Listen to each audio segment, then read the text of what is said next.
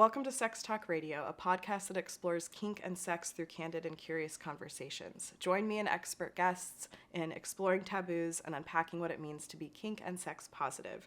Recently launched is the Sexy Society. This is an online digital community for women and non-binary people to connect, explore, and learn. It is free through the rest of the year. You can learn more by going to sexysociety.com. That's SEGGSY society.com. Today's episode of Sex Talk Radio is sponsored by the HUD app. HUD is changing the face of casual dating by offering an alternative and empowered approach to commitment-free dating. Go to hudapp.com/sextalk, that's HUDAPP.com/SEGGS talk for a week on me. A quick note, the HUD app is available on both iOS and Android and is available to users 18 and over. Okay. Hi, Hannah. Hi. Welcome to Sex Talk Radio. Thank you. I'm super glad that you are here. Mm-hmm. I adore you. Give the peeps a little high-level overview of what you do, and we'll jump in. Okay. High-level overview is that I am a sex coach, and I work mostly with women who struggle with disconnection from their body and low libido and just a lack of zest and aliveness that shows up in sexuality. And the route that it has taken for me to get here is going through a lot of my own experiences with trauma and non-consensual sexual experiences and a lot of dissociation in sex, using sex for validation, and getting to the point in my own body where I was so depressed and anxious and had such a severe eating disorder that I tried to unalive myself when I was 20 years old. And that was the point at which I started going to therapy. And after almost 8 years of therapy, I still felt like something was missing. And the first time I ever fully landed in my body was in kink. Ooh, I got the chills. Wow. Yeah. What was that specific experience?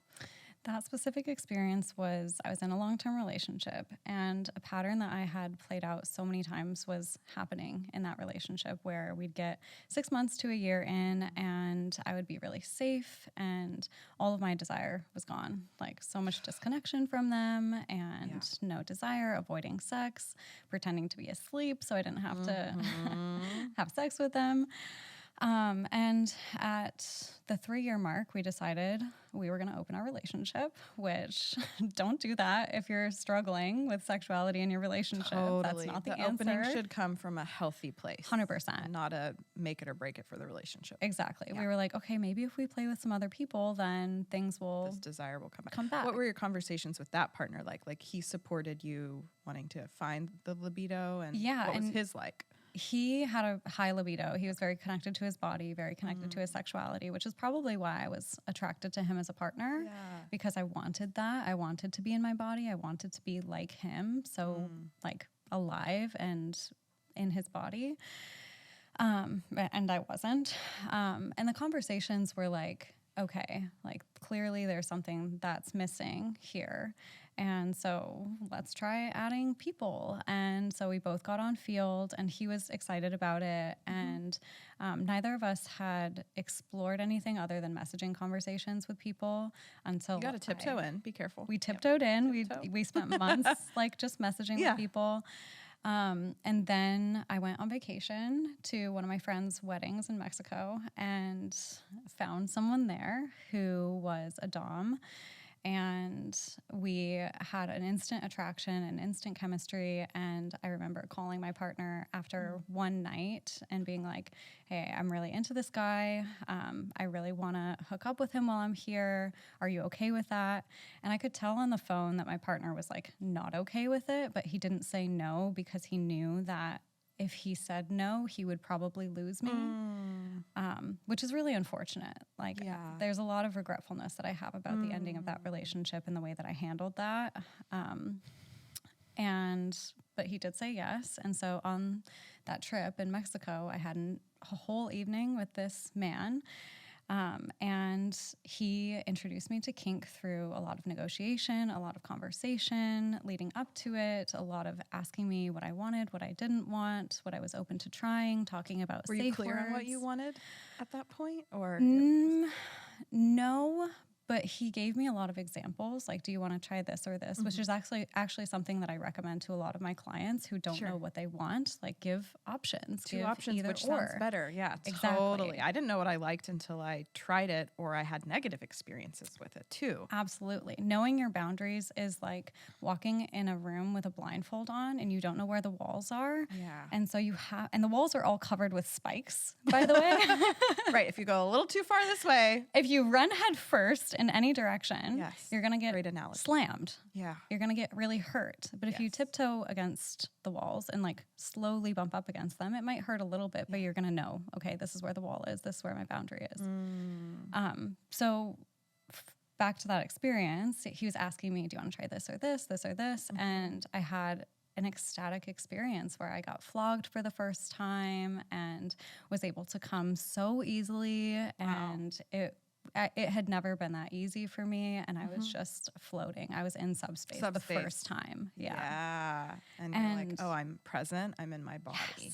Yes. Like I've arrived. Yes. Wow. And what I think was the differentiator for me was I think a lot of people experience kink for the first time and they're like, oh yes, I can try all of these crazy things that I've never had like validation for them. They were okay. But for me, what was so attractive about kink was all the conversations and the safety and the consent and the negotiation. And I'd never been in conversation about what I wanted sexually before that point. Yeah. Wow. And there's so much uncomfortable emotions that come up when you are starting to express your desires with a partner or a new partner. Like the fear of rejection is just so big. Yeah. And so I feel like, the communication part being front and center is so important. And so that was you being in like a submissive role. Yes. I feel like you and I are similar in the sense that we carry a lot. We have a lot of responsibility. We work really hard. I would say both kind of like energetically dominant in our day-to-day life. And so, like subspace to you, how does that relate to your day job and your day life and that release and relief? Well, at the beginning, submission was attractive to me, I think, for the darker aspects of it, which was that I had a lot of deeply ingrained patterns of people pleasing and perfectionism, and we should issue a warning here. Seriously. Yes, literally. That's how I jumped and this into is the being warning. submissive. Like when you go into it, if you are attracted to it because all of a sudden you don't have to be responsible for yourself and someone else is going to tell you what to do. You now have a checklist of how you can succeed. Here's a yes, here's a no. And if you do all these things perfectly, you're going to get a gold star and someone to say you're such a good girl. And you want to please so badly that you're willing to literally do anything for someone in that space to get that gold star. Yep. That's where all the toxicity for me emerged in that first dom-sub relationship. Yeah, definitely want newer women and submissives to just be careful because I'm so fucking switchy and I had no idea because of, I think, the patriarchy. Yeah. Like you see in porn, it's about the man's pleasure. It's everywhere. Yes. And so I think there was relief for me in not making the decisions. So exploring submission with partners on field when I had my first little like sub frenzy, like when I figured it out, I was like, let's fucking go. Yes. But I was playing with guys that weren't actually doms. They didn't actually have experience. They were like, I'm dominant in the bedroom, energetically, whatever. But it was actually just more aggressive. And I put myself, nothing bad. Well, one thing happened where I really was like shoved up against a wall. It was just too much. And like, I remember it felt like a small trauma of just like, oh, like we don't have the tools, neither he or I, to like prevent this kind of thing from happening. Totally. I don't have that yet. And so I just want to issue a warning for newer submissives of like, to go slow. Cause like I jumped in with partners and I also assumed that they had experience because they said they were a dom. Hannah and I, inside the Sexy Society, have a post about vetting questions. Yes. You should go join the Sexy Society and go look at it because it's good. Yes. One question in, you could gauge if somebody actually has real experience or not. And it's also okay to play with people that don't have experience. For sure. But I think what's so interesting about my journey is like, I just was so like, oh my God, I'm submissive. I got myself a little collar. I created a TikTok, the sub next door. I was like, I'm fucking submissive. Tell me what to do. So cute. Yes. And now, like, I've talked about it before. Like, the first time I sent a dommy text to a guy, I was shaking. I was so nervous, but not because it wasn't in the end authentic for me, but because I was so used to submitting to men, not just in the bedroom, fucking everywhere because of our culture. Yes, absolutely. Yeah. That first experience with a dom was just actually a mirror for the ways that I was submissive to life in general, or wanted to be, or didn't want responsibility, or didn't want to take responsibility for myself, or wanted to be the victim, which I think is okay. It's okay to play those out if you're consensual and aware of playing those things out. But if you're going into it new and you have these patterns ingrained, they're going to play out in that power dynamic space. Yeah, for sure. And the first time I ever dommed someone, I dommed a woman who was my friend. Oh, wow. Yeah, it was so amazing. So many stories to extract. Oh my gosh, I have a bajillion. What's so funny is I feel like we both seem so innocent. Like I would never, it's just great. Yes. No, I think that's relatability. I was actually doing some market research with some of my clients and they were like, you're so relatable. Like you feel like so easy to talk to. You're like so chill. And I'm like, you have no idea. My little Midwest girly. I know. But yeah, the first time I ever dommed someone was my friend who was a woman. And I realized when I stepped into the dom space that the experience that I had as a submissive was toxic. Okay. Because when I was in top space, the only thing I cared about was making sure my submissive had an amazing time, that she was so taken care of, that she was getting everything that she wanted. Like providing so much pleasure. Of it. Yeah. So much of it was about taking care of this person in front of me. And I realized like, oh my gosh, in my previous experience, I had been taken advantage of. It was for their ego. It was for their pleasure without care for me in that experience. And when you start to explain doming from that side, it's where I start to get in a funny little loop where I'm like, they're both almost the same. It's hard to explain, but like you're so committed to the other person's pleasure as a dom, and as a sub, you're so committed to the other person's pleasure. Yes. Like it's kind of a trip sometimes. Yes. But that's a healthy dynamic. If both people are caring for the other person's pleasure and also self-responsible for their own, that's when a healthy dom-sub dynamic can exist. If there's an 1,000%. Imbalance of where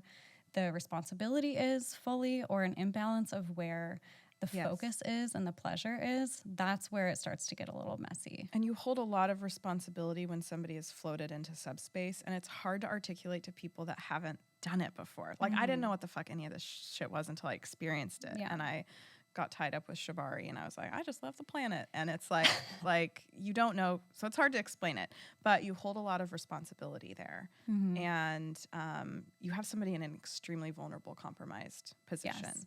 And so, I think be extremely careful. And now, what I see now for submission, and I've seen people post about this in the past, and I was like, oh, this hits. Like, actually, MX Tomi, the dom I had on here, she mentioned that, like, submitting is so, so, so rare and such an honor for somebody else to experience with her.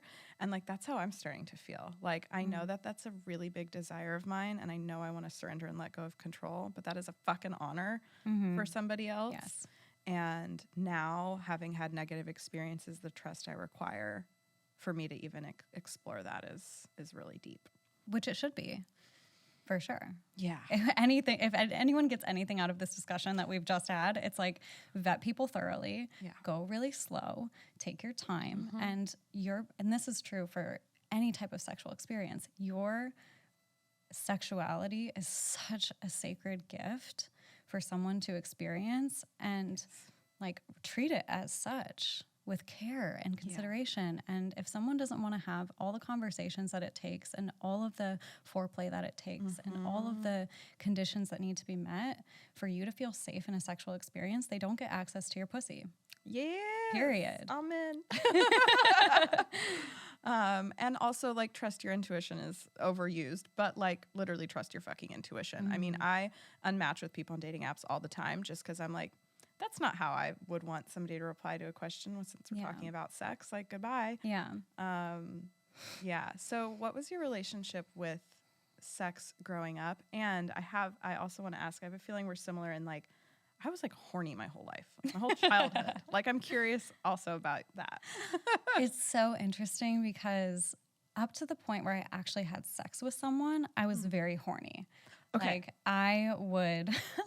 I like was so excited to have sex. I was like so excited to like grow up. Yes. And fuck. Yes, for sure. I got my period super young. I got my period when I was in 3rd grade, which is What? Yeah, like 10 years old, way before any of my friends. Yeah, it was pretty traumatic, quite honestly. I remember being in like 5th grade sex ed and like all the girls learning about their period and me being like shameful in a corner. At age like 10. It's already happened for me. Did your mom support you in that? Like, did you got like pads, tampons, marginally? Here's how you deal with it, kind of. Yeah, not that conversation, but I was given resources. Like I was given that there's like a little book that I think a lot of girls in the 90s read that's like no, understand your body, and it has all these like little pictures and stuff of a woman like sprouting hair from her armpits and stuff. Yeah, I got all the hippie books. But yeah, I mean, and that also accelerated. Like, I was way ahead of my friends in liking boys and being interested in boys and having crushes. My hormones were popping off, and it was very confusing and very intense. Sure. And I remember there was a family trip that we went on. I hope my parents are listening to this. Sorry. There was don't listen, just skip past this part. There was a family trip that we went on to Montana to my family's, my cousin's farm out there. Sounds great. And I had a phone that I had access to the internet to. It was a shitty little flip phone. It was your phone? It was my phone. And I remember Google searching porn on there and found some porn. And I was in the bathroom with the shower on with my little video on the ground, humping a wadded up pile of blankets on the floor. God, I love this visual.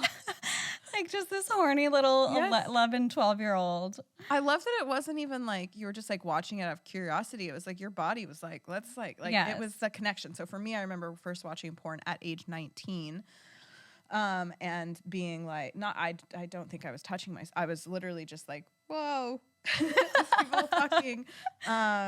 So that's interesting that you were like. For sure. Do you think you had an orgasm?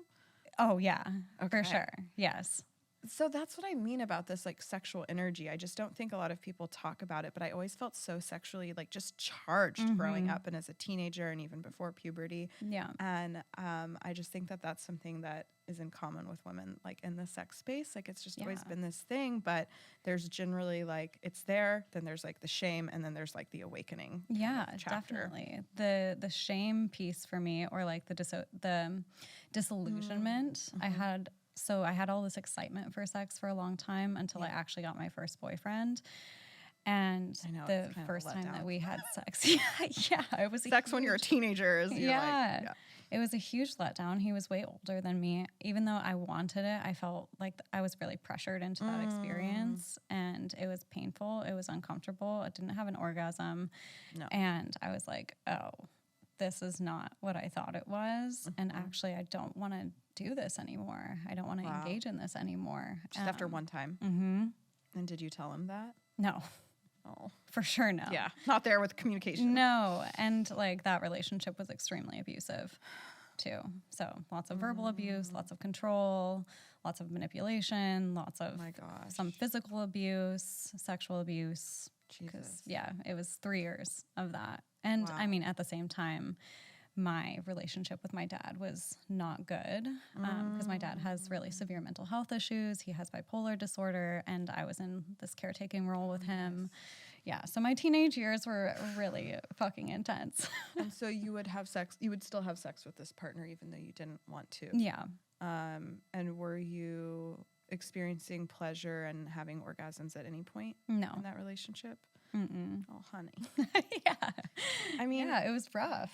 Like, that's part of why I'm doing this work too. It's like, I want teenagers to watch this shit. Like, I want them to know that orgasms are an important part of sex, and like the way that you grow up seeing it in the movies and in porn, I just thought it would happen. The women are just coming their faces off from addicting inside of them in porn, and I like literally want like, I think there's also, and I'd love to talk about this with you because we've talked about it before. Like, guys put their dick in something and it feels good the whole time. Yes. You talk about this.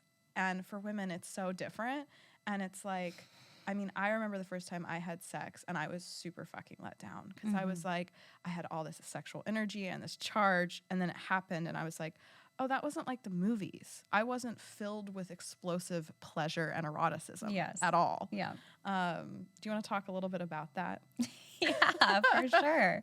For sure. I mean, real sex is not like porn, and it's not like the movies, and it's not this sexual staircase that goes in one direction. It kind of is for men. Yes. Orgasmic. Yeah. Typically for men, they can become aroused very easily, very quickly. They go from 0 to 60 in 0.2 seconds. And a woman takes typically up to 20 minutes to become fully aroused. Wow. And so most sexual experiences are lasting about 20 minutes or less, the average amount of time. Yes, from start to finish. From start to finish in a sexual experience. And he comes typically, and she's like, I'm really horny, and then it ends. Yes. Yeah, typically most sexual experiences, especially for people in relationship, are lasting anywhere from 15 to 20 minutes. Okay. So in that experience, most women are not becoming aroused in that amount of time.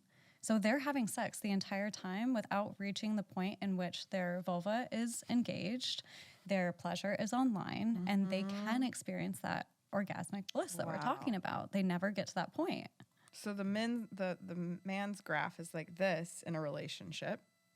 And a woman's, I mean, for me at least, you know, when I was in a long-term relationship, it's like, if I'm not coming and I'm not super aroused and I'm not associating pleasure with my partner with extreme arousal and orgasms, my desire, why would I want to have sex? Yes. The number one predictor of sexual desire is sexual satisfaction. So if you're satisfied with your sexual experiences, you are going to want it more. Fuck yeah. And then there's an inversely proportional relationship. Yes, because if you're men not are satisfied. generally, generalizing a lot here, but generally, they're like, yep, happy, came. Yes, exactly. On with my day. Exactly. How do you think women can better advocate for their orgasms and pleasure in a relationship? I mean, the first thing that a woman has to do is understand that her pleasure matters and that she deserves it and that she can have it. Because if there's not an understanding of I can have pleasure and I deserve pleasure and pleasure is good for me and it makes me feel excited about my life and it's a worthy pursuit of my time, then there's nothing that she can do to advocate for herself beyond that point. It's like it has to be this self-responsible piece first of like, actually, this is important to me and I want to get this and I want to have this. And if you don't have a motivation for it and a desire to get to that point, you're not going to advocate for yourself. Totally. What did masturbation or self-pleasure look like in that awakening for you? Oh my gosh. I switched from, so most women, the way that they're masturbating is they have a vibrator. Yes. They put the vibrator directly on their clit. Yes. And then they come in 2 minutes. Which there's nothing wrong with that. That's what I do. That's my routine, but I edge myself a little bit. Great. Like I love 10, that. 15 minutes. Yay. Love that you're getting more than 2 minutes in. Damn. But most women are doing it like that because we're busy. We have other shit to do. We have more important things to do with our time than how dare we last more than men, take more time than men when we're it's self-pleasuring. And there's not enough reward in it to incentivize women to take their time with sex. How do you think men see the reward or differently or justify the reward? Well, men, I don't think are also self-pleasuring for very long amounts of time.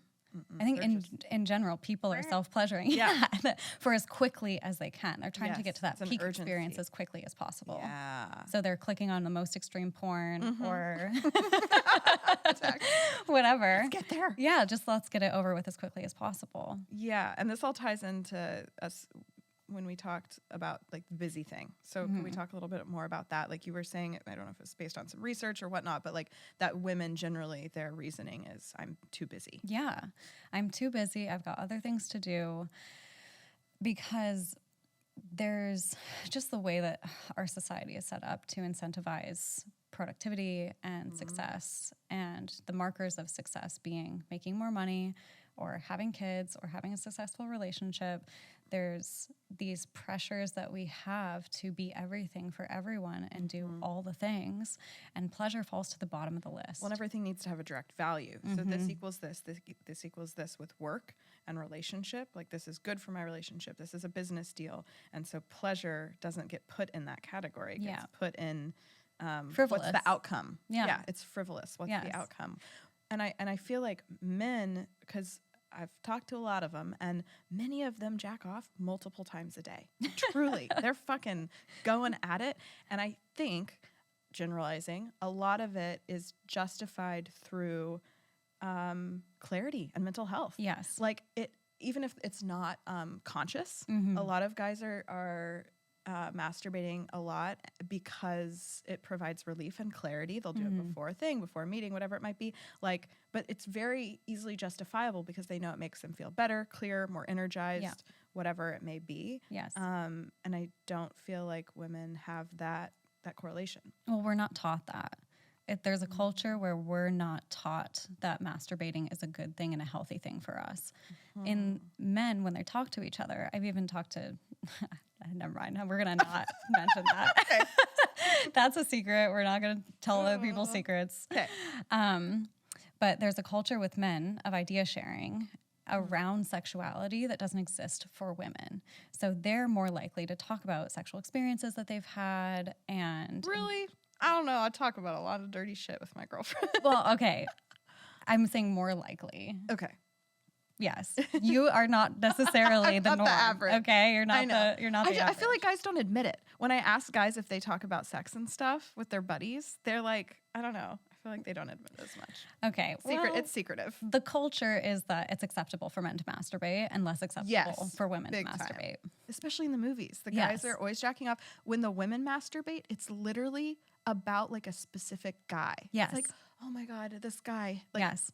I just thought of that. Yes. Guys doing it all the time. Girls, oh my God, I'm so obsessed. Let me get out my vibrator. Yes. So yeah, there's culturally less awareness for women around how positive masturbating is for so many health outcomes. It can make you live longer. More orgasms will increase the length of your telomeres, which causes What are telomeres? length of life. Little, they're on the ends of our DNA that are responsible for length of life and health factors and determinants the further we get into aging. I hate to say that it moves energy because that sounds woo-woo, but like it's moving stuff, man. Definitely. Like, yes. Definitely. And also sex is a motivation system. So when we have motivation and reward for the experience that we're having, this is kind of like the sexual satisfaction thing. Right. If we're getting the things that we're motivated by from sex, we're going to be more motivated to do it. Yeah. So women just don't necessarily have a correlation inside their brains about the motivations that they have for life and pleasure being associated with those motivations. So there just needs to be like just internally linking. I can make more money if I self-pleasure more. Fuck yeah. I can have healthier relationships if I self-pleasure more. I'll be more confident in myself if I self-pleasure more. I will be a better mother to my children if I self-pleasure more. I will be a better friend because I'm more present, more engaged, more open if I am self-pleasuring consistently. Fuck yes. Yes. So like I want that to be a mantra that women start to understand inside, that when you spend the time pleasuring your body, giving yourself pleasure, touching yourself, engaging with yourself in a present way, and not just sticking the vibrator on your clit, but exploring yourself, the outcomes for the things that you want in your life increase across the board. Yes, I love that. One thing I thought of is in terms of the reward system is I wanted to go to my booty calls house last night. He usually comes to my house where all my toys exist, and it's just all like, there. My reward system, I can only, I can come from my hand if I spend a lot of time at it, but generally I use a toy and require a toy. And I still have some shame about like showing up with my massive fucking magic wand. We love a Hitachi. It's a lot of work to advocate for your pleasure. Like I'm often up against that shame and embarrassment that I can only come with a toy. I still deeply feel like that's wrong or something that should be fixed. And so, I mean, I didn't end up going over there, but it was just one of those things where it's like that reward system. My reward with sex is a fucking orgasm. And I really have to advocate and do some explaining about how that's going to happen. So yeah. Yeah. And that takes a lot of courage. It really does, because when you're expressing what you want, there's this opening and this vulnerability that happens where someone could say, ew, that's gross. I don't want that. Yes. You're bad or wrong for wanting that. And it requires a lot of confidence in yourself to say, even if you don't like this, even if you don't want this, that's fine, because I'm in ownership of my desires and I know what I want, and it's okay if you don't want to do that with me. Yeah. Like, and this is important to me. And this is important to me. Yeah. Yeah. It's taken a lot of self-advocacy, and I think that with like a long-term partner, I could explore orgasm in a lot of different ways. But even in that statement, I noticed myself trying to like, want to make it so I don't always need a toy. Yeah. But I have also encountered immediate feedback of, oh, well, my dick will make you like, oh God. Women don't need a dick to come. The amount of times that has been the reaction, like, well, we'll see about that. And then I have to like, I've just found I have to do a lot of educating. I've literally had to tell guys like, well, that actually makes it about you and your dick and your ability to make me come, when it's just like, I know what I like here. Anyways. Yeah. I mean, that's one of the biggest blockers for the people that I talk to around expressing what they want or giving feedback about sex is, I don't want to hurt my partner's feelings. And that's why they fake orgasms as well. Like, oh, I don't want them to feel bad. Which is like literally the number orgasms because they don't want to hurt their partner's feelings. They want to protect the ego. Their male's partner to think that their dick is making them come. Yes. That it's so magical. Yes. Which is that's rare. Why I literally, what, oh 80, my God. 20%? Like what? It's like 80% of women requires clitoral stimulation to come. Yes. Yeah. Yeah. And these are women in long-term partnerships that are faking? All across the board. All kinds. And it's so funny. Like, this is a kind of side tangent, funny story that like, there was a guy that I was hooking up with a few years ago who I'm like, I'm not going to fake my orgasms. It's going to take as long as it's going to take. And like, I'm someone that's like, yeah, it takes me a long time to come. Sure. Like how long? Usually 20 to 30 minutes into the experience, sometimes more. Sometimes it doesn't happen. And like, that's something that is okay for me because my motivations for sex are not orgasm. The reward system. My reward system isn't tied to the orgasm for me. It's like about connection and pleasure and feeling close to someone and feeling like worshipped and loved. Like those are some of my reward systems that I have around pleasure. Yeah, so like other examples. Yeah, like the orgasm. It has to be. No. There's so many motivations. It could be like mine is presence, repairing presence conflict. And orgasm. Yeah, repairing conflict, coming back together with someone after there's a rupture. Feeling good, relieving stress. There's all kinds of different motivations for sex. Yeah. But with this guy, I was like, yeah, I'm not going to fake it. I'm not going to pretend like I'm enjoying myself if I'm not. And he like stopped talking to me after a while. Like the relationship kind of naturally fizzled out, and we ended up coming back together maybe a few months after that and having a conversation. And he's like, yeah, I felt like there just like wasn't sexual chemistry between us because every other woman that I've been with, I've been able to make her come like 6 times in like a 10-minute session. I'm like, dude, she was faking. That is fake. That is fake news. Absolutely not. Fake news. Your dick is not making her come over and over and over. And he like wouldn't want to use a toy. Yeah. Yeah. Yeah. I mean, to the men listening and watching, the more committed you are to her pleasure and orgasm, the more sex she's going to want to have. Yes. Like, if you're committed to that in front of your orgasm, your trajectory of the amount of sex you'll have will go up. Like, Yes. when past partners I've had so many partners be like, I'm going to make you come first. And then we get going.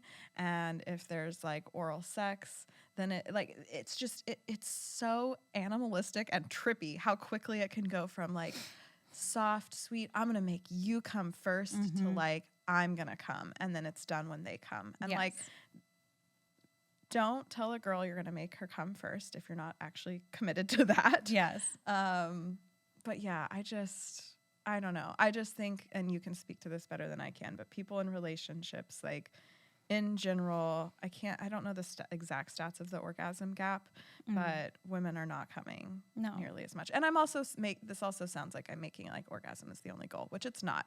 But in general, women are not coming nearly as consistently as men. And I think everyone would have more fun if women's pleasure was prioritized. Absolutely. But here's the thing is that like women have to prioritize their own pleasure above their partners. I cannot stress enough how important this is, because a man's number one block to pleasure is typically, does she want this? They have an underlying fear of being a predator. This is good men have an underlying fear of hurting their partner, crossing a boundary, and being a predator. Being weird. Being creepy. They don't want to do that. They don't want to do the wrong thing. Exactly. And a woman's biggest barrier to pleasure is worrying about her partner. Caretaking. Oh my God. Wait, say this again. Summarize. So good. A man, typically for men, the number one block for pleasure is fear of being a predator. And a woman's number one block to pleasure is worrying about their partner's pleasure. It's profound. Is caretaking. Yes. So what's happening in that is like a woman is so concerned with her partner's pleasure that she's leaving her own experience to go caretake them.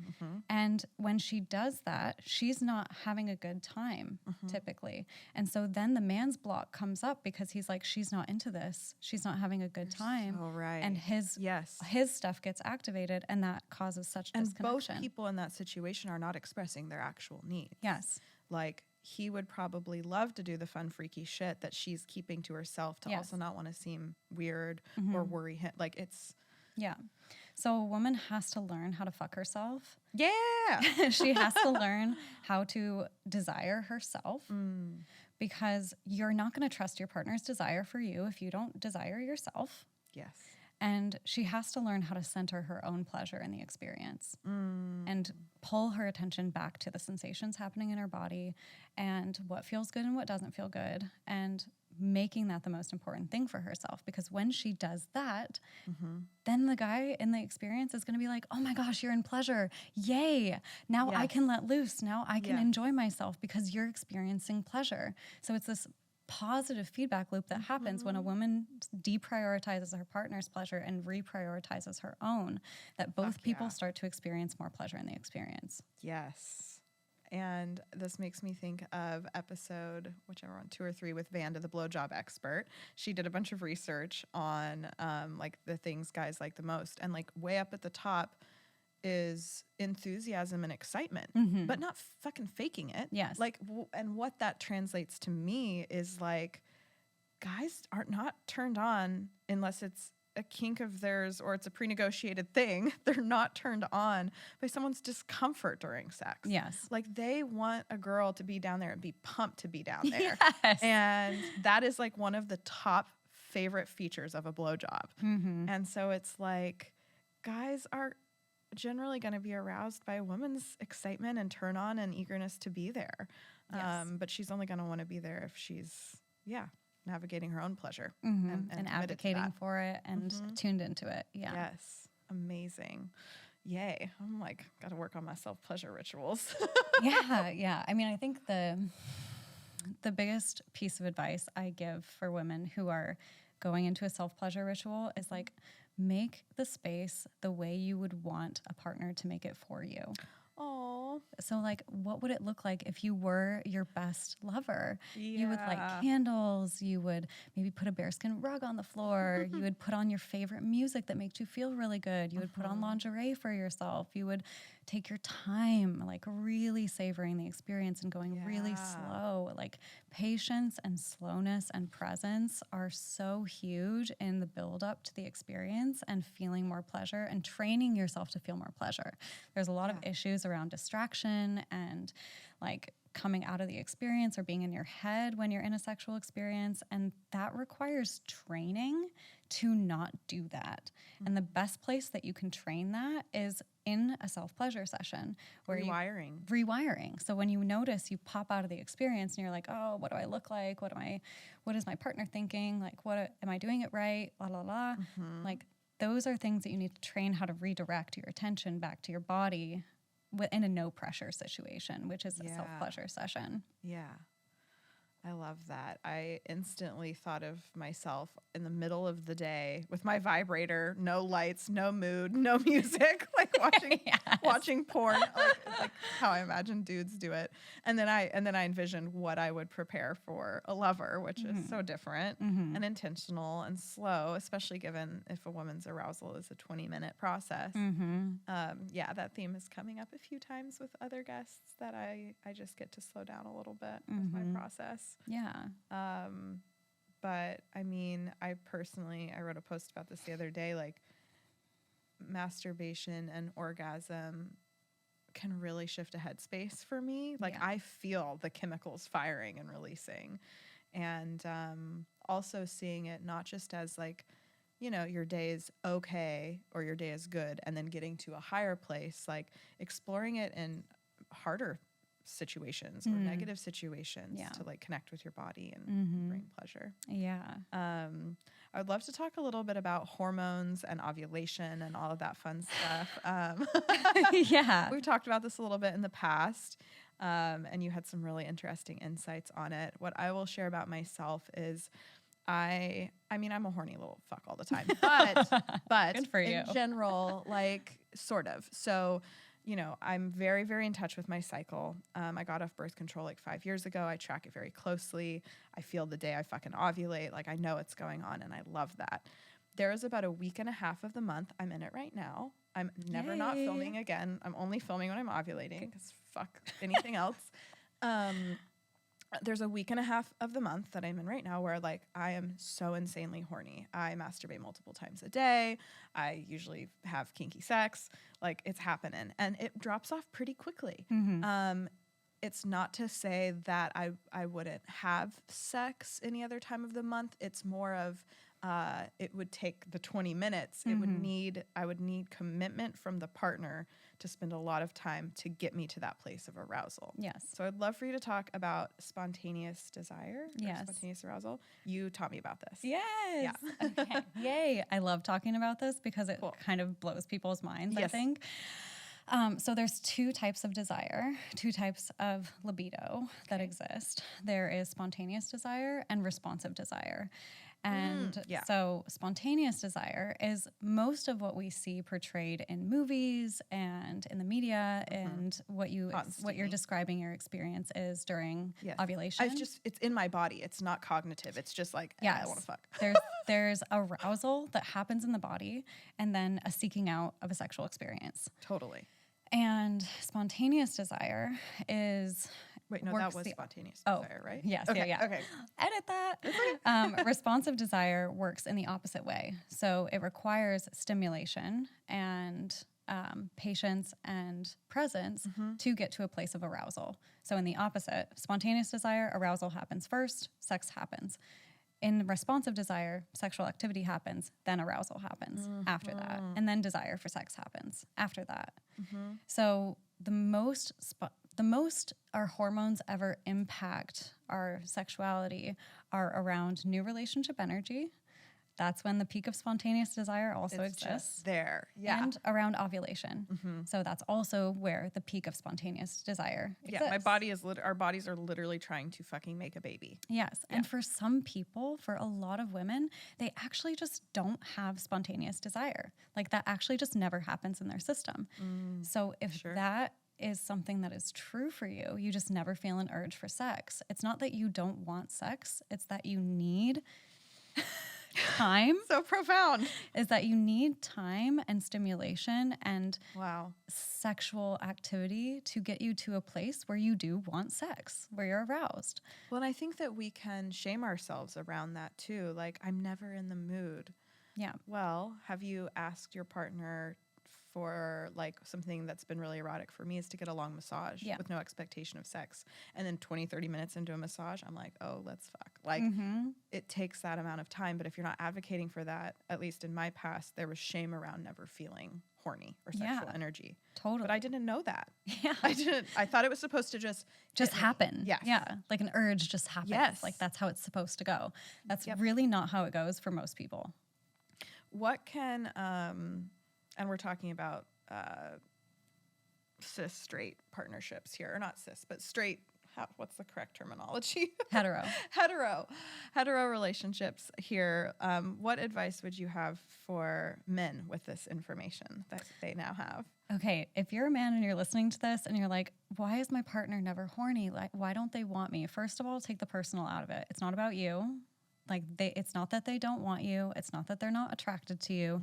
This is about the way that their desire works.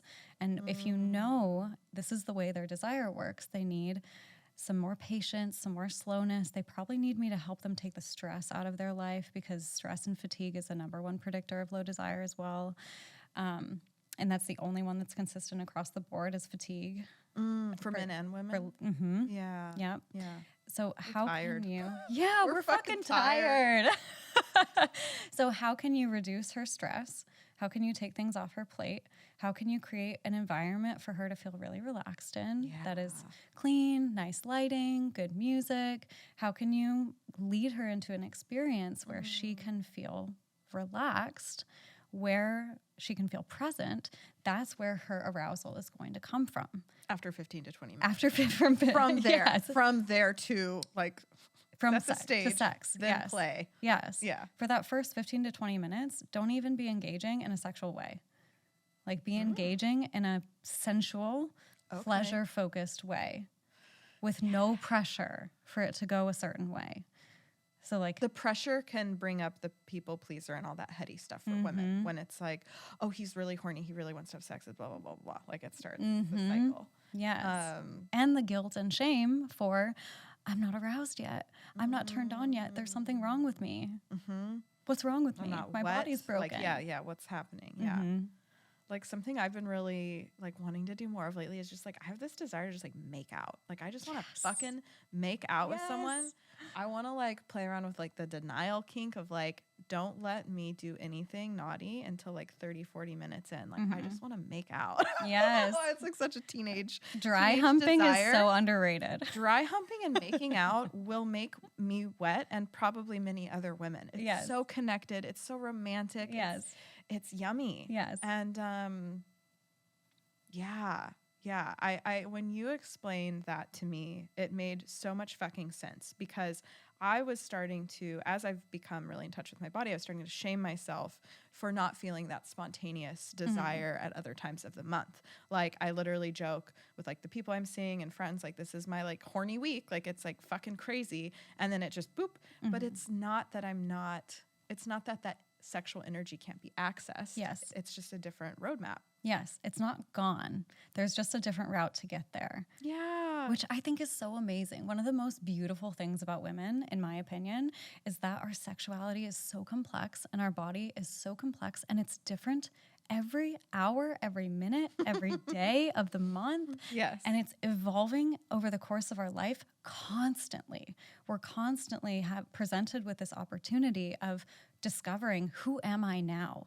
Yeah. Who am I in this moment? What do I want in this moment? And a lot of people will look at that like, oh, it's too complicated. Let me just throw up my hands. Like, I don't even want to try to deal with that. But the benefits of leaning into that from a perspective of curiosity and compassion and excitement of how do I meet myself in every moment with something new, that mindset shift can help so many women with the evolving of their sexuality over their life and over the course of a month. Amazing. I love that. So you talk about libido in relationships, and like attraction to your partner as well. So a past relationship of mine now in retrospect felt very platonic, and there wasn't really, I don't think, ever a super intense attraction. However, like for me in that situation, I don't think that's anything that could have been remedied. I think I was there because of safety and comfort and partnership. So could you talk a little bit about the difference between that, where it was like, oh, that was just platonic, versus somebody that might be feeling similarly, but there is an opportunity to revive? Yeah. Personally, I think that any relationship between two people that are two or more people that are willing to collaborate and be curious and lean into their partner's desires and be open, I think there's possibility for sexual satisfaction in any relationship, as long as there's that openness and communication and curiosity. Yeah, we didn't have that either. I was shut down. So yeah, for sure. Yeah. Like there's some prerequisites there. definitely. That are, and I think a lot of people think sexual compatibility is something that just happens. There's just this chemistry and this magic that exists. Also how the movies fucking shows it. Exactly. But so much of that is actually toxic. Oh, It's when like- it's like, I want to ravage you. Yes. Yeah, those Like- are the ones that ruin your life. Yes, exactly. And like feeling an overwhelm of passion usually comes from Red a flag. fear place. Wow. Yes. Like the Fear and arousal. Yes, are like buds. exactly. The extreme end of passion and chemistry is usually coming from a wounded place. This is Well, important. we can jump into some information. therapy for me because I'm really struggling with attraction to chaotic relationships. Yeah, which But not yet. what, okay, I don't wanna and cut not you on this off. session. No, I just didn't want to cut you off. No, it's totally good. And so the understanding that a safe relationship might feel boring if you've been used to really chaotic, tumultuous, toxic relationships is important, because it doesn't mean that there's not a possibility for attraction and chemistry there. And it might also be more of the not spontaneous, Responsive arousal. Yes. Exactly. Typically in safer relationships, the fear chemicals are not being activated. The uncertainty chemicals are not activated as man. often. Yeah. And so that kind of space does lend itself more to a responsive desire pattern coming up, because there's not all of that anxiety rushing around in your system, the roller coaster. And is there anything wrong in those relationships of it even just being responsive from the beginning, from No. the get-go? No, Because that's I think that we are taught that the beginning, no matter what, is supposed to be hot and heavy and no. Actually, for long-term partnership, you should be.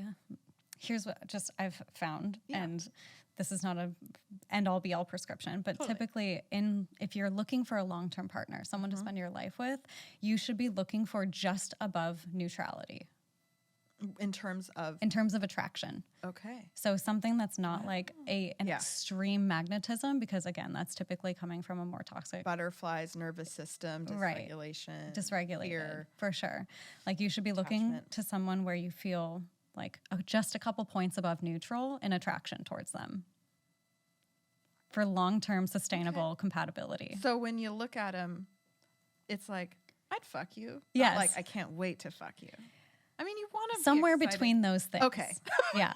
Somewhere between those things. Yeah. Where it's I feel like you're excited to fuck your partner. Yeah, like Yeah. excited about it, but it's not like if I don't, things are going to fall apart. Just messy chaos. Yeah, energy. like, oh my gosh, if I don't have that next hit of validation from them, if I don't have that next hit of, because it is a drug, it's an addiction that's existing in that place. If I don't get that next little bit of attention or validation, or like them saying how sexy I am, like, then things are falling apart. Like we want to pull it back from that. Man, feeling really attacked. I just am really working on this right now. I went on a date with somebody that I'm excited about, and I'm pretty sure he has a secure attachment style, but because I'm used to and have just been in a cycle of being kind of hooked on the dopamine and the chaotic patterns, it feels like he's avoidant, even though he's secure attachment style wise, because I'm like used to kind of love bombing shit, especially when guys realize I'm in the sex space, they come on fucking strong to try to get laid, and then whoop. So I just, yeah, as somebody that has that pattern and generally has an anxious attachment style, I'm just really like in it this week, really like being aware of how used to dysregulation I am with dating and sex. And I saw like this healer, and she was like, whatever's coming next for you, like take it so fucking slow sexually. And that's a big stretch for me too. But yeah, it's really uncomfortable to be hooked on that, to be hooked on the next dopamine hit of validation, whether sexually or just attention wise. And I'm really just realizing that like safety and grounding just so comes from within me. Yes. And that I have a little bit of work to do on nervous system regulation, basically. Yes. Yeah, exactly. Yeah. Like that external hit of excitement is kind of like cotton candy. Like it tastes really good, but it just dissolves on your tongue and then it's gone. Yeah. And then you need the next and the next and the next without ever nourishing your body. It's just this sugary high. And real deep connection to yourself, really loving who you are in there and nourishing yourself with compassion and attention and love. That is a sustainable source of validation. It's not cotton candy. It like exists as this underlying foundational base that you can have forever internally. And then it doesn't matter if someone likes you or not. It doesn't matter if they're giving you stuff on top of what you already have. It's like, yeah, of course. This is great bonus. I don't need it to survive. Because I'm fucking awesome. Because I'm fucking awesome and I love myself. Yeah. Today's episode of Sex Talk Radio is sponsored by the HUD app. HUD offers an alternative approach to commitment-free dating and is geared towards supporting women in exploring their sexuality and intimacy in a safe way through conversations around consent, healthy communication, and boundary setting. HUD was the first to roll out safety features like auto-blur photos and video chat capabilities. I've been using the app for a little while now, and personally, my favorite feature is the bedroom feature, where I can see a glimpse into somebody's bedroom desires. So for example, it will literally say Thea's bedroom, and then BDSM, bondage, dirty talk, impact play, etc., which makes it that much easier to assess your sexual compatibility with someone. HUD is really future forward in how they're evolving their app, and I'm excited to continue using it for casual dating. Go to hudapp.com/sextalk, that's hudapp.com/SEGGS talk for a week on me. A quick note, the HUD app is available for both iOS and Android and is available to users over 18. I'm definitely working on not being hooked on the next high. I've been doing a lot of work, diagnosed last year with ADHD, and just seeing how I'm always seeking that out. Food, scrolling, sex, validation. It's just like this loop. And I think that the fear of a relationship feeling boring is going to resonate for a lot of women. Because what I've decided is that there are these two buckets. One is chaotic, passionate, big, rah energy. And then the other one is like safe, secure, cozy. I'm not imagining fucking that person's brains out as much. So I really love what you were just saying of like, you know, where the attraction lies in a healthy way. And what other advice would you have for kind of those people that are struggling with seeing the world in those two buckets for relationships? Well, okay, when I see someone do this, they hold up their hands and then it's like one side is like this and one side is like this. It's very reductive thinking. It's very either or, black and white thinking. Yes. And that is also indicative of a parts conflict inside where there's one part of me that really wants this thing over here, but there's one part of me that really wants this thing over here. I really want safe, secure, grounded man, long-term relationship.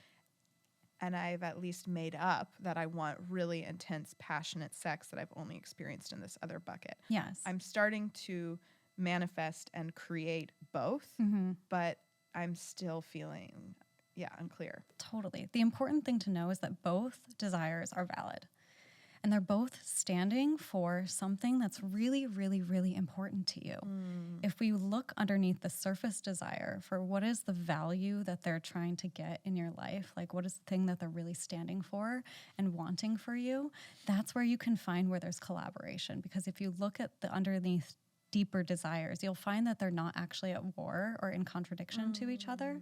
So if you looked at like what the safety and stability is standing for, it's looking for security, like it's looking for groundedness. Big time. And if you really look underneath that passion, it's looking for life, for aliveness, Vulnerability. vulnerability. Yeah. Which actually doesn't really happen in that one. Right. The desire for the connection. Yes. Usually the connection and vulnerability is lacking in that bucket. Yes. So if we look at what's underneath, that groundedness and the aliveness, those two things are not incompatible.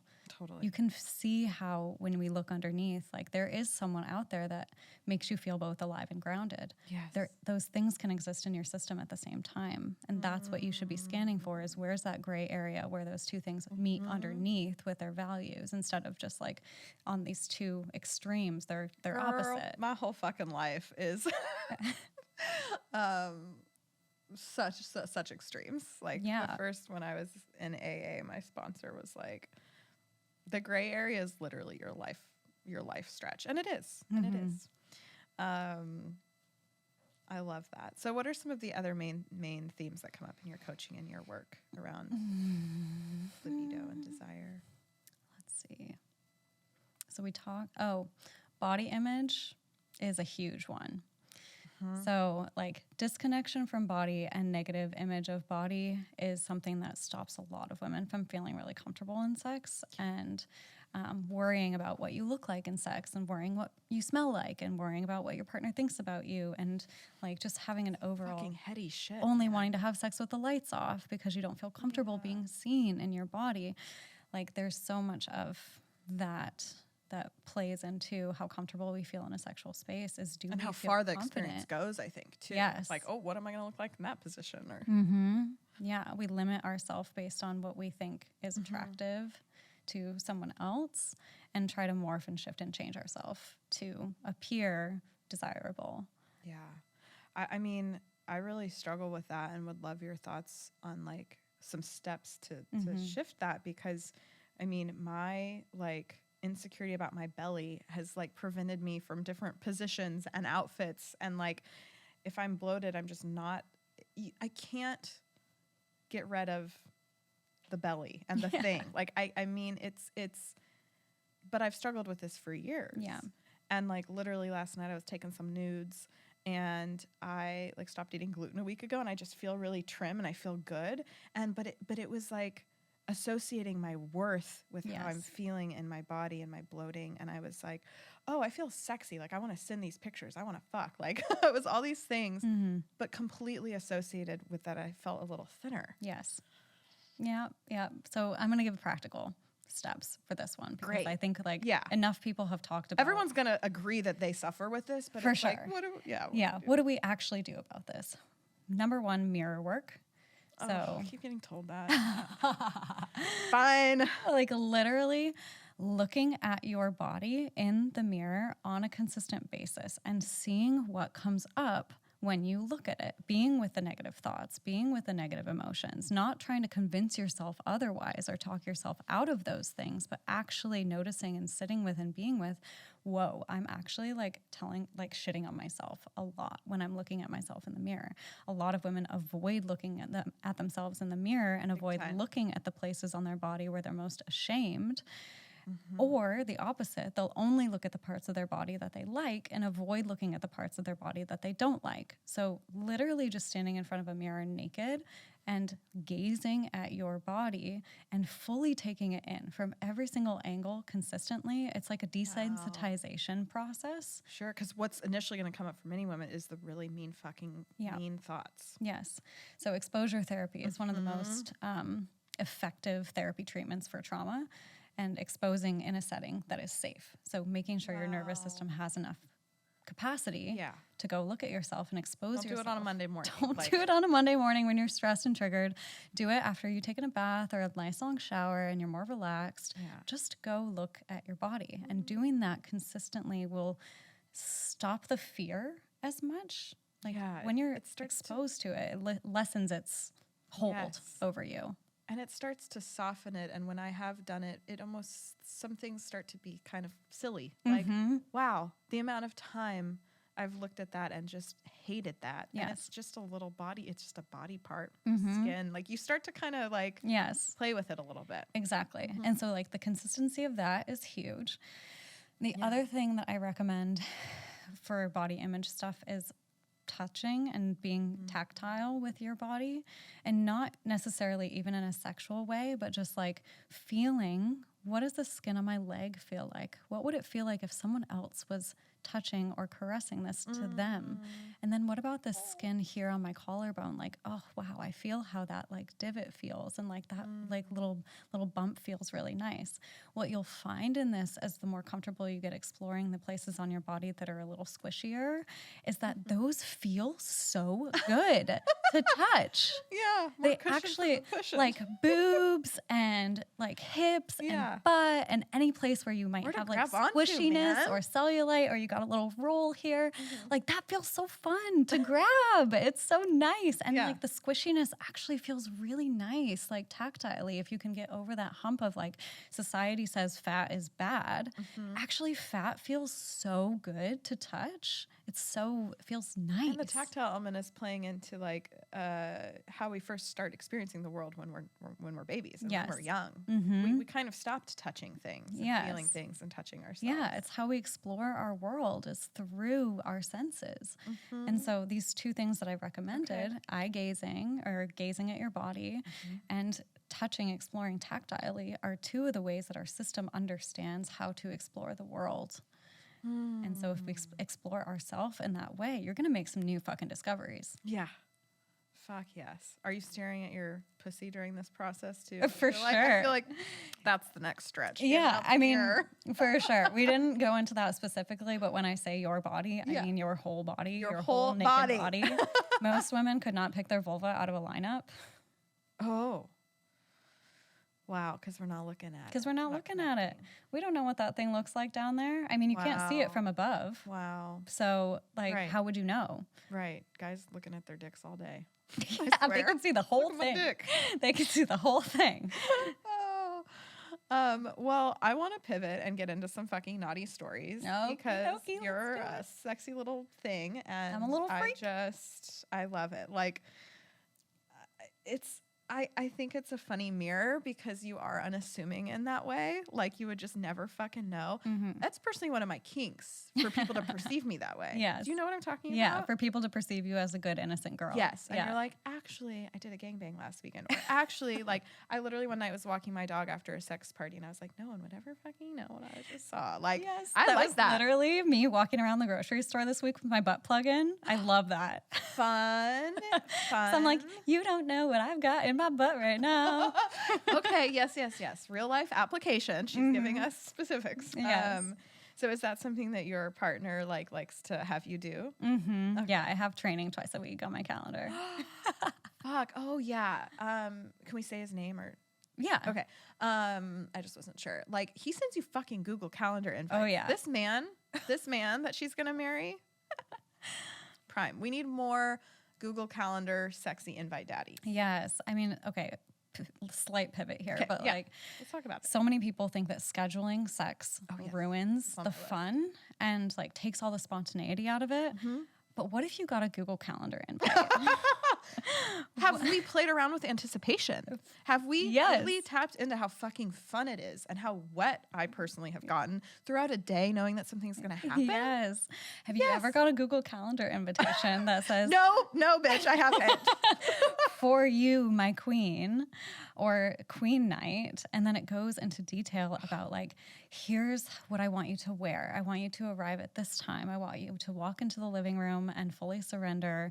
Here are the list of options of things that I'm going to do to you tonight. Reply back by 7 p.m. about the things that you want and don't want. Tingly. And then afterwards, I'm going to cook you dinner and take care of you and brush your hair and shower your whole body. Like, imagine getting that calendar invite. Oh, men, take notes. Yes. No idea how wet. There's examples on my Instagram. Go look. Like I made a reel about this. You can go find it. But yeah. Damn. What was his experience like with kink and BDSM prior to meeting you? Just minor, like pretty small. He had explored a little bit with his previous partner. And that's actually what kicked off one of our first conversations is I was wearing a t-shirt that says Daddy is a state of mind. Perfect. And he comes up to me and he's like, I love your t-shirt. And I'm like, was this oh, an do you? ACL, or- No. We were at a friend's coffee meetup. Okay. Yeah. Cute. And he walked up and he was like, oh, I love your t-shirt. And I'm like, oh, do you know what this actually means? Totally same. Yeah. I'm like, you can explain yourself here to let me know that you actually know what you're talking about. Just have your very first fucking conversation be about kink. Highly recommend. You can gauge a lot. Highly recommend. Yeah. And we just dropped into a really great conversation about kink and what he'd explored and experience. This was your first conversation? Yeah. I love that. Yeah. Fuck yes. Yeah. No small talk here, baby. No. And then I invited him to a sex party. As a first date? For like him to explore on his own. Like he wanted to explore more and do that. And I had someone who I trust in the space who like throws parties, and I sent him the invite. And then he's like, can we meet up for coffee and talk about it? Because I've never been to one. And so we met up for coffee and like talked through it. And like I left that coffee. You didn't go together? We didn't go together. No, he actually invited me as his date. And I was like, no. Sorry, you left that coffee date knowing he's the one? Yeah, knowing that he's the one. This is my fucking problem, though, okay? I go on all these first dates, and I know myself, and I know that is going to happen for me. But then I have all the voices and all the people being like, you can't just cancel. You can't not go on any second dates ever. I don't know. If you know what you're looking for. I know exactly what the fuck I want. Then if it's not that, fuck it. That's how I live my life. Yeah. Yeah. So fuck the second dates. Okay. Thank you. Yes. Thank you for the validation. Absolutely. I love that you fucking knew. You guys are adorable. Okay, so he had limited experience, but sounds like he knows how to be a great fucking pleasure dom. Yeah. He's read the books. Yes. He's read the books. What books? And we've had tell the people. He's read She Comes First. He's read this book called Cuffed, Tied, and Satisfied, which gives also really, really great examples of things to do. He's read The Dominance Playbook. And if you're looking for other books that are in the space, I highly recommend this book that recently came out called Desire, An Inclusive Guide to Navigating Libido Differences in Relationships. Ooh. Yeah. That are probably always going to be there. Yes. Like there's always going to be a difference. There's just like a lot of practical stuff in there and a lot of like de-shaming kind of content as well. Sure. Yeah. How do you navigate your own libido in your relationship? Yeah, so I desire sex less than my partner. That is something that I will always have in my relationships. Is there a frequency? I know people don't have specifics, but is there an average? Yeah, I mean, in our relationship, we typically have sex around 3 times a week. Oh. Which is pretty high. That's getting it. Yeah, for sure. I would say what's normal, because a lot of people ask this question, Yes. how many times should we be having but- sex per week? Yeah. Or per month or whatever? What's a normal number? Anywhere from every day to once a month is normal. Right. If it's Which not, people hate hearing that fucking question. That for answer. sure, for sure. I think average for most people is around once to twice a week. I feel like once to twice a week in a long-term. In a long-term relationship. Yeah. Agree. If it's not the frequency that you want, that's when a conversation needs to be had. Okay. As long as it feels good to you and you're enjoying it, both you and your partner is like, yep, this is what we agreed upon. This feels good to both of us. Then the frequency is fine. You're good. Yes. The conversations get held on to for so long and go so unspoken. And I was listening to this episode of the Lex Friedman podcast. He had a divorce lawyer on, and he was saying some really profound stuff about when the conversation around divorce happens, it's so many years after when the fractures start, and the fractures start from unspoken fucking conversations. Yeah. And I just think that it's so much easier said than done, and it's so much easier for me as a single person to say, have the hard conversation. But like a difference I have a system for this. Okay, great. I was just going to add, I think that the libido differences are so common. They're going to be in almost every relationship, and they really often go fucking unspoken, and they're often related to big fractures and fights that happen, even if they're not about the libido and the desire. It starts to become you don't want me, this isn't working. And I think it can lead to breakups and divorces. 100%. Sex and money are two of the top reasons why people get divorced. Finance Oh, issues fuck yeah. and sexuality. Fuck yeah. And then kids. Those are the three strains, the biggest strains on relationship. And the system that we use in my relationship for counteracting that is we talk once a week and have a clearing in our relationship about stuff. You and Taylor? Yeah, we do. Yeah, me and Taylor. We Love meet that. on Sunday. Is it on Google Calendar? Of course it's on Google Calendar. Love this man. He's a Taurus. Okay. But yeah, we have We're Libras. We're Libras. Don't fuck with us. We have a Google Calendar invite for every Sunday afternoon that we meet and we talk about what's going well in our relationship, what do we appreciate about each other for the week, what are we proud of ourselves for that week, and then what's going unsaid. That's literally a question. Wow. What is there that is unsaid in our relationship? Holy fuck. What needs do we have that aren't getting met? Are there any stories that we have about the other person that need to be cleared up? What are you making me wrong for? Which is like, This what is are you also turning me on. Yeah. Which is like, Honest. what are you judging me for? Or Wow. like, what am I doing that I don't know is a violation or bad to you, but that you're judging for that is bad? And then logistics for the week. Would you feel comfortable sharing something of something that went unsaid? Like what an example of that might look like? So Taylor and I recently went home for Thanksgiving, and Always fun. yeah, we went to my parents' house. Complex. Very complex. You bring family. That's the quickest way to have your partner get to know you on a deeper level. Is like, here's where all my shit came Here's from. my triggers. Yeah. Let's go. Here's my whole family. Yeah. I'm like, yeah. And something that happened during the week is that we would have like really nice conversations at night and be joking around.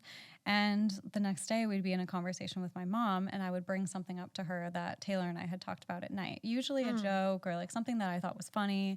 And that didn't sit well with him. He didn't like that our conversations were being shared with my mom, which I totally get. So in our Sunday check-in, he brought that up to me. He's like, something that was happening over the break was that I was noticing I was getting really irritated and didn't feel very good when you were revealing things about our conversations to your mom. And so I need to like just express that to you and clear that up. And I was like, yeah, I get it. Like, I won't do that again. No problem. Noted. Yeah. The unsaid things lead to bigger and bigger issues when they're not unsaid. And when they're said, it doesn't have to be combative. It doesn't have to be a conflict. For me, I personally have a lot of trauma around conflict. So saying hard things can bring up trauma in my body where it feels like it's going to be a big fight. Yeah. And what I'm so often met with by friends and partners is not fights, not combative. Like that's my shit, thinking it's going to be a fight or a conflict to bring up hard things. And honestly, the majority of the time it's received well. Yeah. Yes. I'm also very conflict avoidant. So like when we first started implementing this, I was like, oh, fuck. Like, I have a space where I can just say the things that might upset you. And we have an agreement that we're not going to get upset with each other about sharing the truth here. Yeah. It's huge for our relationship. Wow. I love that. Yeah, you guys really inspire me because I see that you have both of the buckets. You have one big happy, well, I mean, I don't want to romanticize things too much. Not one big happy bucket, but like the passion and the safety is there. Yeah. And that's literally something I journaled last week is like, I am calling in a passionate and safe relationship. Yes. Yeah, you can have both. Yay. Yeah. Okay. Some kinky stories before we wrap up. Okay. You've done a gangbang. So let's talk about that. Oh, actually, I don't know if you have the stats. I don't know where I fucking saw this. That like most girls want to have a gangbang. Like it's like a huge fantasy. Yes. Okay. I didn't know the stats, but when I first started sharing about it, a lot of people came out of the woodwork and said they wanted to. Exactly. Yes. Okay. I will post later on the stats, but it is like a massive amount of women. And I wonder what that like for me, I really like, which is so funny because I'm like such a feminist, but like I just want to be fucking used. Yes. Like that's a big kink of mine. Maybe you can help me unpack that. But yeah, tell me about some of your exciting adventures and how you made them happen. Okay, so the gangbang story is probably the most exciting for people to hear, because it's one that like most people don't get fulfilled, and a fantasy that I never thought would get fulfilled. Okay. So I spent some time living in New York. It was amazing. Kink scene? Kink You were exploring the kink scene, scene there? play party scene. It was so good It there. was amazing. Yeah, like the best. The best, actually, for sure. Noted. Which I haven't explored San Francisco, but that one also is like top for kink. Yeah. You're like, no. A little bit of leather grunge energy. I don't know. Okay, I feel like yeah. I'm in New York. No, I think party San bitch. Francisco is a little bit more gay. Yes, totally. Yeah. Totally. Yeah. Yeah, I'm working on a little more gay. I'll If it's check out not, New you York. know what? If it's not in you, don't worry about it. You don't have to be gay to be cool. It's okay. So I spent some time in New York, and while I was there, I met this person who was an amazing friend, an amazing lover. And there was one night when we were talking, and he was like, Oh, is it somebody we've talked about? no, I Okay, don't think so. okay. But there was one night where we were talking, and he was like, what's a fantasy that you think that you would never get fulfilled? And I was like, gangbang. And he was like, wow, well, it just so happens my name is the gangbang coordinator. Oh, His nickname. that's a red flag. I feel no, I It mean, wasn't, maybe he it's didn't great. say it creepy like that. Okay. That was like my creepy projection. Yeah, But okay. it was more the way- just like, oh my gosh, I'm so excited. Like I'm because qualified to coordinate I'm this for qualified to you. coordinate Yes, this. yes. I've done this before. And safely. And safely. Yeah. Yeah. So If you fuck up that job title, you will get canceled. 100%. 100%. Okay. But his number one kink is fulfilling other people's fantasies for them. Like he Great. loves doing that. We love him. Love him. And so then we began the process of him asking me exactly how I want this to go. In which my fantasy was, the beginning of it is I'm this goddess that's fallen from the sky. These men that are there have never seen a woman before, and they're just enthralled. They're like, oh my gosh, this is so amazing. You're so beautiful. You're an angel. Worship. Okay. Okay. And then they realize at some point that they can get pleasure from me and for their own experience. And so then it shifts into like more taking, aggressive, being used energy. Yes. So it gets to be both. Why do us me. powerful women love free synergy? I think we love it because it is so wrong and so in opposition to Yes. the Control truth and structure of our as well. hearts also. Like the truth of us is that we are feminists. We believe in female empowerment. Like we believe that women should be elevated. And so to get to explore this complete opposite aspect naughty. is so naughty. It's so bad. And that is part Erotic. of what drives the kink. It drives the taboo. Taboo and kink have to come with a little element of shame involved. Like, I shouldn't be doing this. Otherwise it's not kinky. So Fuck yeah. Okay. yeah. So that was the fantasy. He spent months making spreadsheets of people that would Jesus be a Christ. perfect fit for this. Oh, I also said like, How many I people? want 9. Okay. Holy shit. My other Like I'm just trying to rip off the threesome band-aid over here. Fuck. my other requirements were like, they need to be conscious, great communicators, really kind, really loving, really self-aware, and for them to know that this is not a place where they're just going to go get off.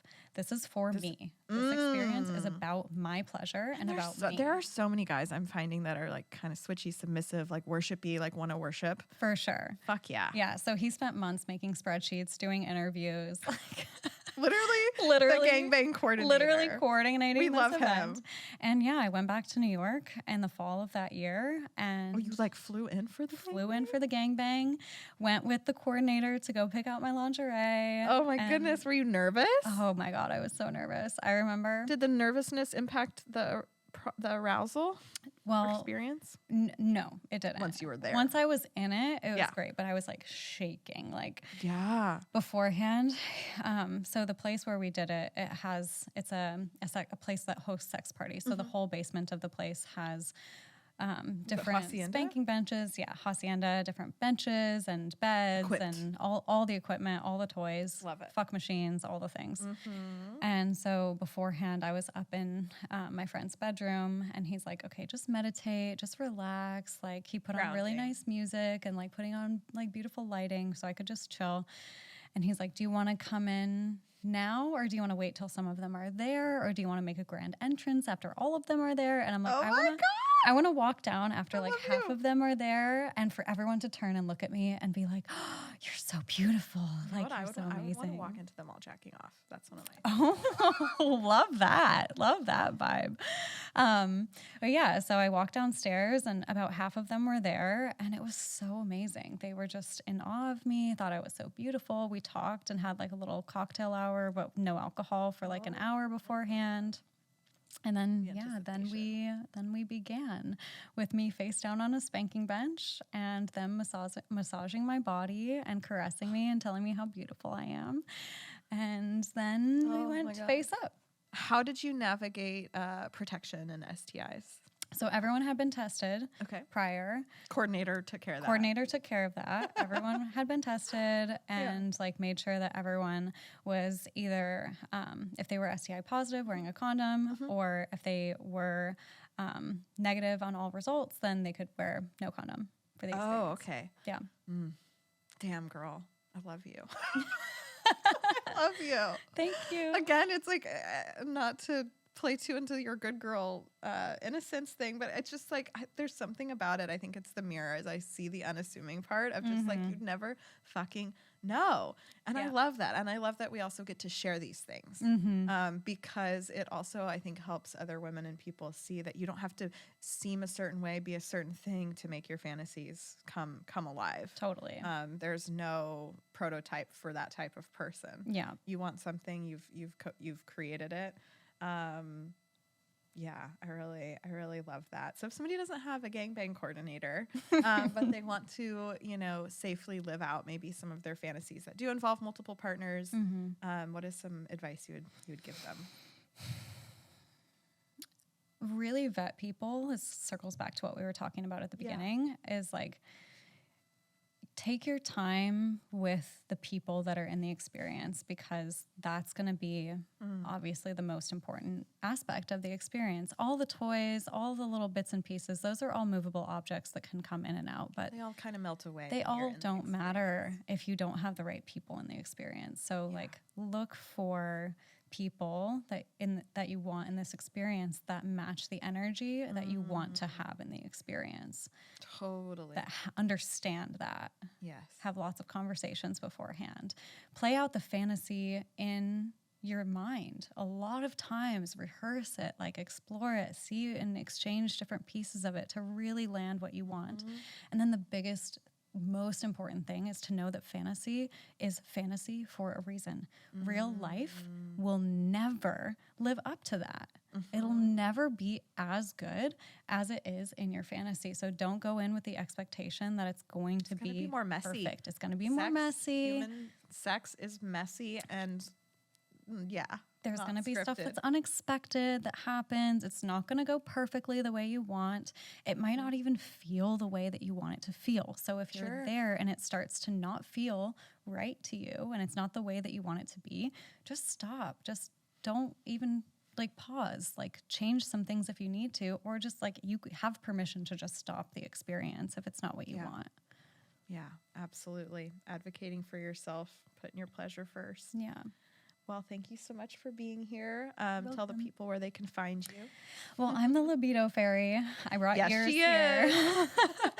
So you can find me both on Instagram and TikTok at the Libido Fairy. Amazing. Yeah. Well, thank you so much. I love you. And Hannah and I are going to start doing some Q&A episodes together, audio only. So stay in the loop. I'm so excited. Yay. And thank you Submit so your much for kinky having questions. me. Yes, ask All me right. anything.